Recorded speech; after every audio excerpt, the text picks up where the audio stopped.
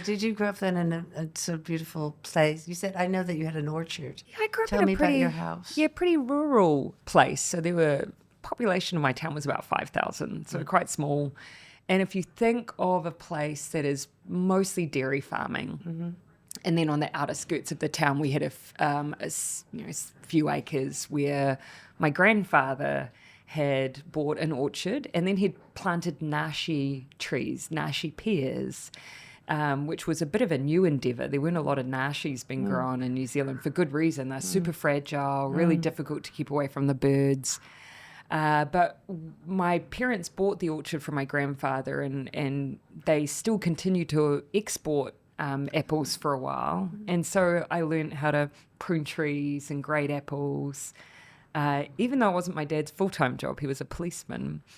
And so the area I grew up in, right on the outskirts of town, so not completely rural, but we had land to run around on. I learned to drive, tractors. So I had the best of both worlds. Trees and grow. And do sport. You said it seemed like you were very active as well. Well, I think everyone in New Zealand is that? encouraged to Is be that pretty true? active. I was never good at sports, but I played hockey, touch rugby, netball, basketball, poorly, all of them very badly. Okay. This is also, and you conjure up this image of going to work with your mother, which is very touching. That you were in school with her. She taught it. She cooked the food for your school. Yeah. And you had this life. And would you? So Thursday nights you went to the fish and chip. Yeah. And the other nights would you sit down to? Would your mother cook all day in the school and then come home and cook for you? Yeah, she would. And I remember having these certain meals on rotation. Things like, corn silverside. Always with and this is a very nostalgic New Zealand thing, always with this particular kind of mustardy sauce that came from a cookbook in New Zealand called the Edmonds Cookbook. It was a real staple in New Zealand. Or she had a number of casseroles should rotate. So we had these really familiar meals until I remember my mum going to night school and learning how to cook Chinese food. Oh. And so there was this period, I think probably in the, early 90s where people were all buying woks learning how to cook, black bean and rice dishes. And that my mum did that for a while. And so did she get the ingredients? She did, yeah. Well, there was a supplier in cool. town where you could get the ingredients. And so mum's repertoire expanded by about 3 dishes then as well. She sounds like she really loved to cook. She was, I think mum did. I think she did. Yeah. But of course, when I was in school, everyone would do home economics. Yeah. Compulsory for all the kids. And so about 11 or 12, you start learning how to make a flan. Mm-hmm. I still remember the dishes we'd all learn to make. And my home economics teacher, Mrs. Dainty, I still remember her. Okay, that's a bit I loved those classes. Yeah. I went to a school in upstate New York, and I think about that too, because we had to do home economics. We had to do shop. Yeah. And then, and guess what? They taught us how to drive. There were driving lessons. And I think it was, good to learn these life skills. Yeah. But also I think it was good for kids who were not academic. Yeah. And that they could see that they might not be able to do a physics equation or, like me, do math very well. Or, but there was something else that you could be good at other than academic.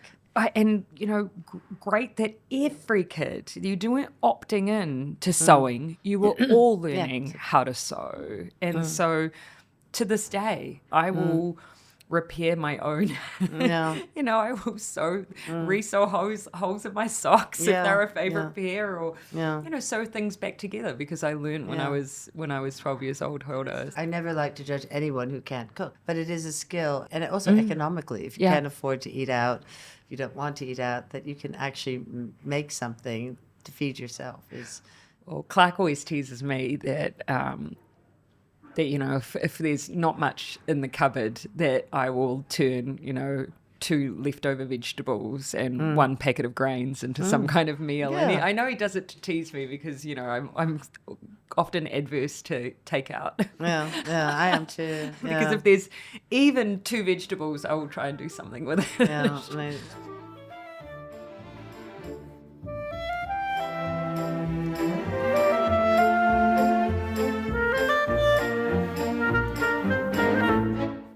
take me to your life as the Prime Minister.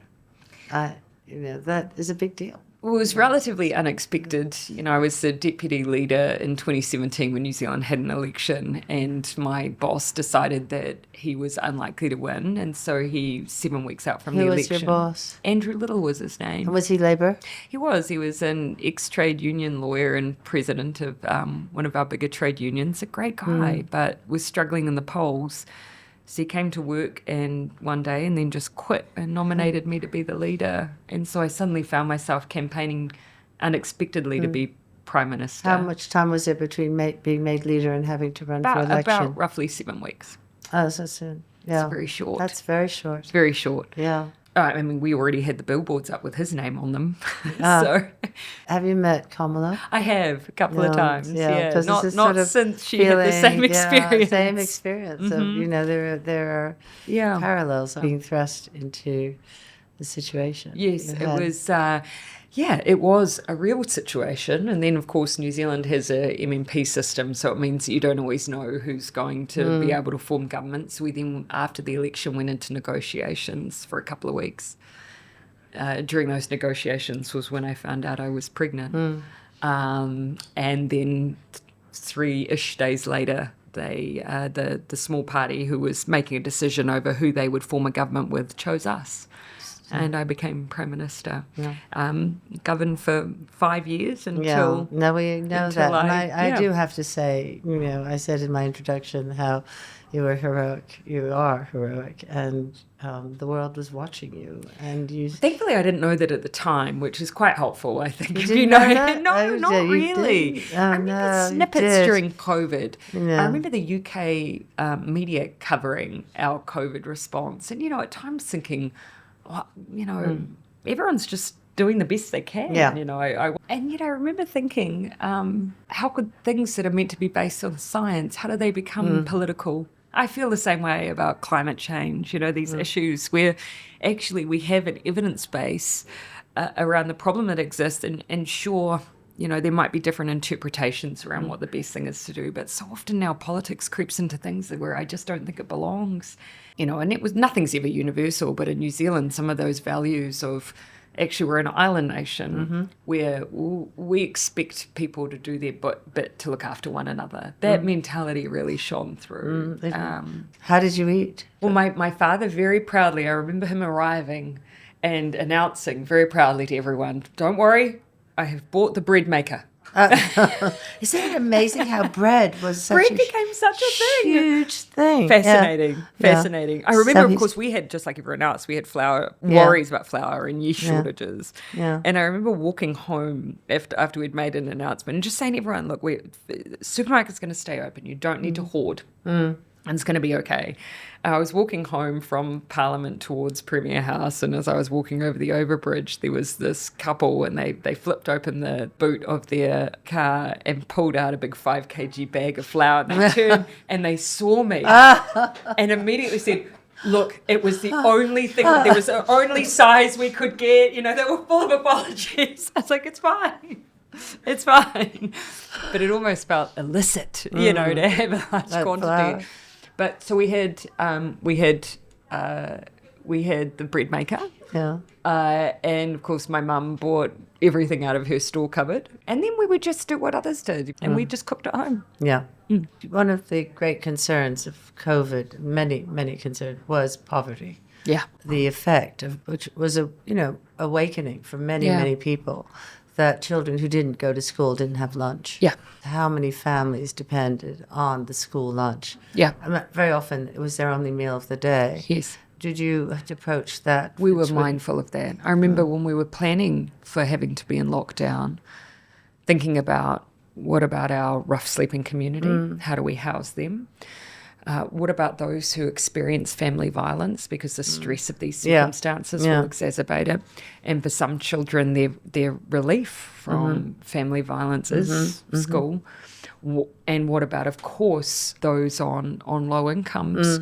And so we thought about all of that. We increased rates in our benefit system. We were providing essentially forms of care packaging for families, both of essentials but also of school educational equipment, so that schooling could continue at home. We used 2 of our TV channels to run education shows in English and in Māori. I remember that constantly being on my mind. I was the Minister for Child Poverty Reduction, so kids were always in the front of my mind. And so we did what we could, but it was tough. And is it food poverty in New Zealand a big issue? Yes, it is. We created a lunches in schools program when we were in office, targeting low-income schools, and we provided universal food in schools. And I hated the idea of stigma for kids. So if we were going to provide a program, it would be for the kids, it would be for the teachers. Everyone would have access. Because before that, they'd run, you'd have kai boxes, so kids would have to go and ask, and I didn't want that. We did the same for period poverty, so we've put period products into all New Zealand schools because we wanted to overcome stigma around those issues as well. What I really want is to ensure that people have dignity, and there is dignity in financial security, and yes, we have to have a welfare system. That needs to be a decent welfare system, because you can fall on hard times, you can lose your work, you can find yourself in illness, you can find yourself suddenly caring for children on your own. So we need to have a dignified welfare system. We can't forget the core work still required of lifting incomes, decent jobs, job security, decent housing.